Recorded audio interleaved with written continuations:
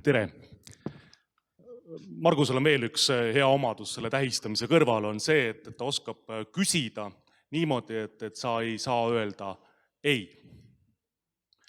Ja siis, kui ma ütlesin ka jaa ära, siis ma ausalt öeldes mul peaaegu võttis nagu õõnsaks seest, millele ma nüüd jälle jaa ütlesin.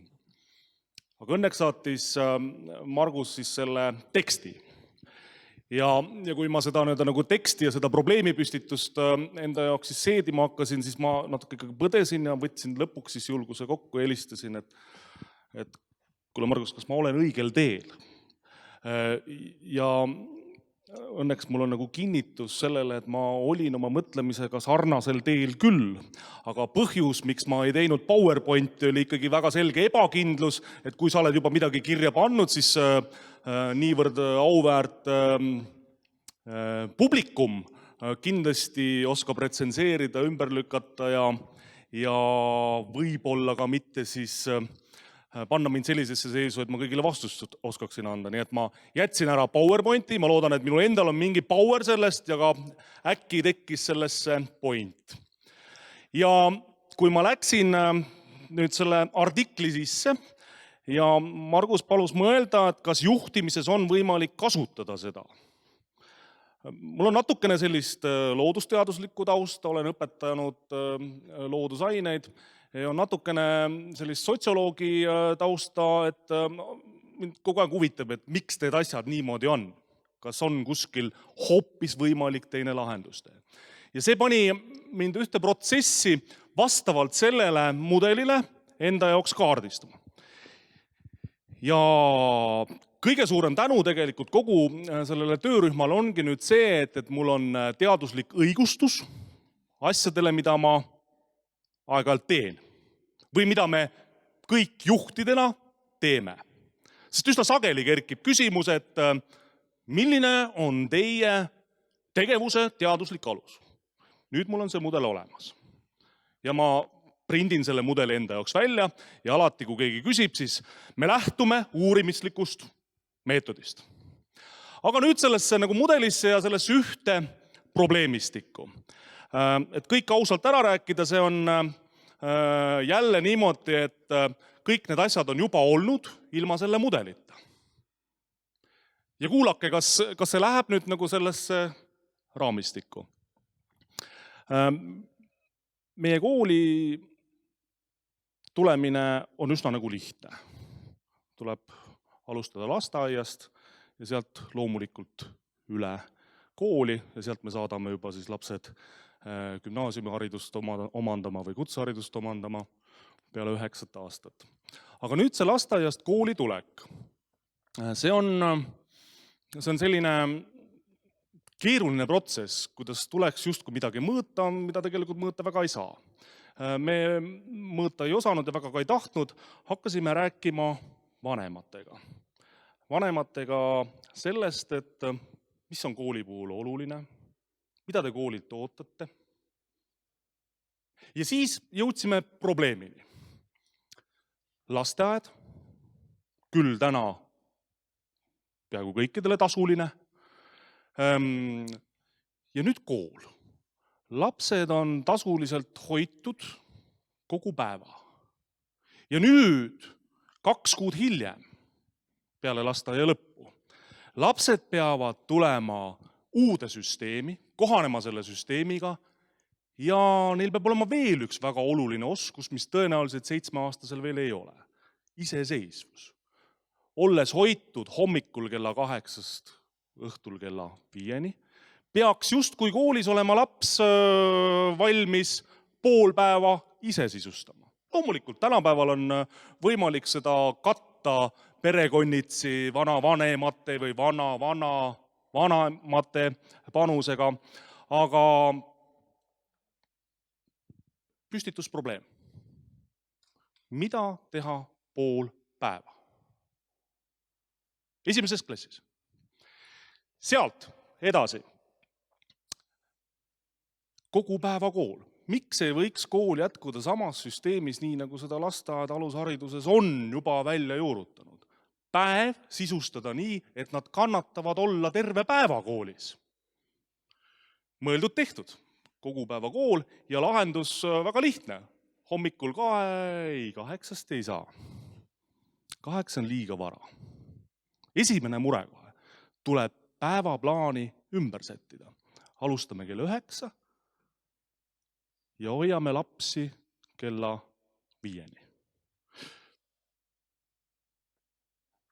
Jah, paljudele tundus see nagu ehmatav, ega minule endale ka.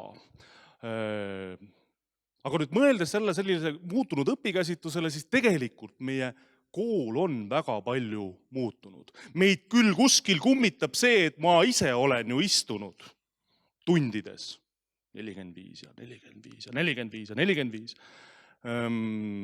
Vaev ja valu. Tänane õppimine ei ole istumine. See on aktiivne olemine kogu päeva vältel. Aga ikkagi, iga muutuse nagu esile kutsumine on keeruline ja vana süsteemi muutumine. Mina olen jõudnud arusaamisel, kui sa tahad midagi muuta, tee uus asi. Ja nii me ka tegime uue kooli. Mitmel põhjusel, lihtsam on teha, aga et meil oleks võrdlusmoment. See on ju tegelikult ka üks meetoditest. Võrdlus, lähenedes vanamoodi või tehes uut moodi. Millised annavad parema tulemusi?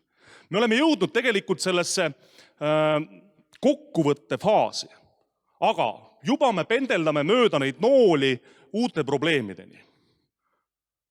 Ja need probleemid on need, mida me tegelikult 3 aastat tagasi selle kogupäevakooli alustuse juures ei osanud näha, et need üleüldse esile kerkida võivad.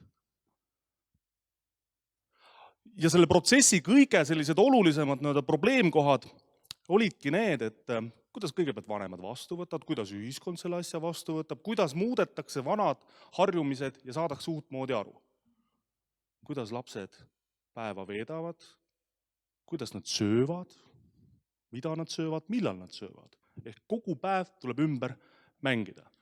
Ja veel, mida nad teevad ja kuidas nad teevad. Õppimine peab olema huvitav, aga see ei tähenda ju seda, et vot nüüd ainult kogu päeva koolis peab õppinu huvitav olema. Ta peab olema kogu aeg tegelikult huvitav. Tal peab olema mingid veel olulised komponendid, millele me tegelikult täna ei saa sellist metoodilist tuge. Ja siit on minu probleemkoht lahendamiseks, mida ma üksi lahendada ei suuda, aga võib-olla koos ülikooliga ja koos ministeeriumiga. Me peame hakkama õpetama õpetajaid natuke teistmoodi ja esimene soov oleks mul, et me saaksime loovõpetajad või loovusõpetajad koolidesse. Üks osa päevast üldõpetuslik, teine osa päevast loovõpetuslik. Seal vahel liikumine, aktiivne olemine ja vaikne puhkamise aeg. Aitäh!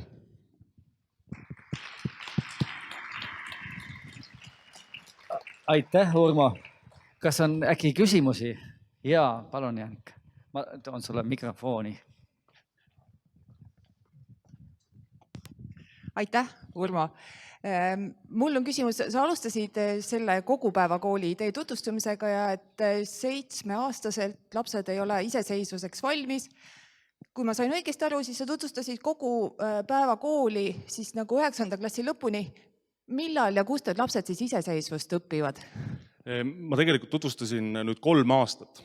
Ja see ongi nüüd see probleemi koht, me oleme jõudnud esimese kooliastme lõppu ja nüüd me peame mõtlema, kuidas teises kooliastmes jätkata. Ja võib-olla see ei ole tõesti enam kogupäevakool, sest neid huvitab kõik muu ka, mida kool pakkuda ei suuda ja võib-olla ei peagi. Ja kindlasti ei saa see olla kogu päev seal 3. kooliastmes, sest need tegelikult õppemaht on juba seal selline, et ta peaaegu ongi juba kogu päev koolis. Ma päriselt ei trügi on ju sinna huviharidusse.